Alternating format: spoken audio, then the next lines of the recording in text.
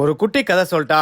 இப்படி ஒரு அழகான இடத்த பார்த்துட்டு என்னோட பயணத்தை நான் மீண்டும் தொடர்ந்தேன். ஒரு இடத்துல ஒரு கூடாரத்தை அமைச்சேன்னா அங்க ஒரு அழகான தம்பதியினரை சந்திச்சேன். சந்திச்சது மட்டும் இல்லாம அவங்க நல்லா பேசிட்டு அவங்க சாப்பாடும் கொடுத்தாங்கப்பா. கடவுள் இருக்கிறான் குமார், எங்க போனாலும் நமக்கு சோறு கிடைக்குது. நல்ல மனிதர்கள் உலகத்துல நிறைய இடத்துல இருக்காங்கப்பா. அவங்க கூட உட்காந்து சாப்பிட்டு இருட்டாத இரவுல தூங்கி எந்திரிச்சிட்டு மறுநாள் மீண்டும் பயணத்தை தொடர்ந்தேன். அப்படியே நேரா போய் வளைஞ்சு நெளிஞ்சு போய் பிரிட்டிஷ் கொலம்பியா யூகான் நிலையில நின்ன. அதுக்கு நேர எதிர யூகானோட பேர் பலகையும் இருந்துச்சு. இந்த பேர் பலகையில பல பேர் தங்களோட பெயர்களையும் ஒட்டுப்புறமும் போட்டிருப்பாங்க. நம்ம கிட்ட ஒட்டுறதுக்கோ எழுதுறதுக்கோ எதுவுமே இல்லையப்பா அப்படின்னு வருத்தப்படுறதுக்கு பதிலா போய் ஒரு குறியீட்டு கருவியை வாங்கிட்டு வந்தேன். அதாவது மார்க்கர். எழுதுனோம்ல வாக்கியத்தை, யாதும் ஊரே யாவரும் கேளீர். அது மட்டும் இல்ல, தமிழும் நானும் எழுதி தமிழ் மேல இருக்க தீராத காதல கனடாவோட வடக்கு பக்கத்துல எழுதி வரலாறு படிச்சு வந்தோம்ல.